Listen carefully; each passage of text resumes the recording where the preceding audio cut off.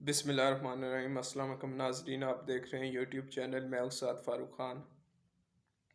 आज ही वज़ीर आज़म और उनकी काबीना ने एक बहुत बड़ा फ़ैसला किया है। उन्होंने इलेक्शन कमीशन का कोड ऑफ कंडक्ट तब्दील कर दिया। उसमें पहले ये था कि कोई वफाकी वज़ीर या सूबाई वज़ीर उस हलके में नहीं जा सकता था कि जहाँ पर इलेक्शन हो रहा हो या ज़िमनी इलेक्शन हो रहा हो।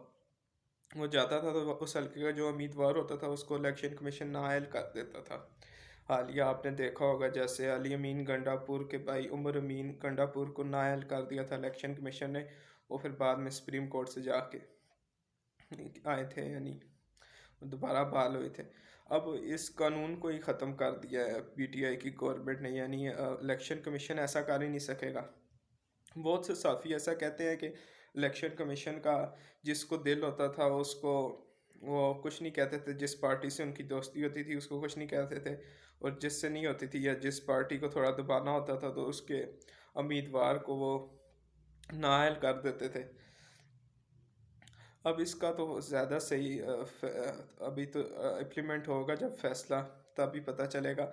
उन्होंने सदारती आर्डिनेंस जारी कर दिया है। अब सदर जो है उनसे वो दस्तखत करेंगे और कर देंगे, क्योंकि पीटीआई की प्रेसिडेंट है। तो इससे यह इलेक्शन कमीशन की ये शिक तब्दील हो गई है, यानी अब कोई रोक टोक नहीं कर सकेगा। दूसरी तरफ ये भी पॉइंट ऑफ व्यू है कि जब वफाकी वज़रा आएंगे, हाँ, अपना इलेक्शन जहाँ पे ज़िमनी इलेक्शन हो रहे होंगे उसमें, तो उसमें फिर रियासती मशीनरी का भी काफ़ी ज़्यादा इस्तेमाल होने के चांसेस होते हैं। जैसे वो आएंगे, वफाकी वज़ीर कोई आएगा किसी ज़िमनी इलेक्शन में या किसी भी जगह पे कोई उम्मीदवार की डेथ हो जाती है, कुछ ऐसा वैसा इशू हो जाता है, तो जब वहाँ पे ज़िमनी इलेक्शन होता है तो वो अपने साथ गार्ड्स लेके आएंगे। जो उनकी मशीनरी होगी, जो उनकी वजारत होगी, उसके साथ सिक्योरिटी गार्ड्स होंगे, गाड़ियाँ होंगी, और भी वो इलेक्शन पे असरअंदाज ना हो जाए, होने की कोशिश भी करेंगे। ज़ाहिर बात है क्योंकि पाकिस्तान है ये। तो इस चीज़ को काफ़ी ज़्यादा नोटिस करना पड़ेगा पीटीआई गवर्नमेंट को कि ऐसा ना हो। लेकिन पाकिस्तान में तो ये प्रॉब्लम्स हैं, लेकिन बाकी दुनिया में ऐसा नहीं है। अब सदर वहाँ पे जब डोनाल्ड ट्रम्प थे, अमेरिका के सदर थे, एक सदर जब होता है तो दूसरा सदर के लिए वही इंतखाबात कराता है और दूसरा सदर जीत भी जाता है। जैसे डोनाल्ड ट्रम्प ने इंतखाबात कराए थे, वो अपनी कंपेन भी कर रहे थे और इंतखाबात भी करा रहे थे, और वो हार भी गए थे। डोनाल्ड ट्रम्प, जो बाइडन जीत गए थे, उनके होते ही हार गए थे। दूसरे मुल्कों में तो ऐसा नहीं होता, कोई असरअंदाज नहीं होता, लेकिन ये पाकिस्तान है, यहाँ पे हर चीज़ का ख़तरा ही रहता है। उसके बाद जहांगीर तरीन ने कल मुलाकात की है शहबाज शरीफ से, ज़रा ऐसा कह रहे हैं, और शहबाज शरीफ ने उनसे मांग ली है, मदद मांगी है तरीके अदम एतमाद लाने के लिए वज़ीर आज़म इमरान खान के ख़िलाफ़ कौमी असम्बली में और सूबाई असम्बली में बुज़दार के ख़िलाफ़ भी। तो इस पे अब कंफर्म तो नहीं है कि जहांगीर तरीन साहब उनकी मदद करेंगे या नहीं करेंगे। अलबत्ता शहबाज शरीफ साहब के एक दफ़ा बेटे का कहीं इंटरव्यू हो रहा था, मैं एक दूसरे साफ़ी को सुन रहा था, तो उन्होंने कहा कि मेरे प्रोग्राम में ही शहबाज शरीफ के बेटे ने कहा था कि पीटीआई में सबसे बड़ा डाकू बैठे हैं। मैंने कहा जी कौन है सबसे बड़ा डाकू? तो सलमान शहबाज ने कहा, जो शहबाज शरीफ के बेटे हैं, कि जहांगीर तरीन। तो वही बात है, अब वो सबसे बड़े डाकू से ही वो उनके पापा जाके मिल रहे हैं और उनसे ताउन मांग रहे हैं। और ये भी ज़राए ये भी कहते हैं कि जहांगीर तरीन की मौलाना फजल रहमान से भी मुलाकात हुई है।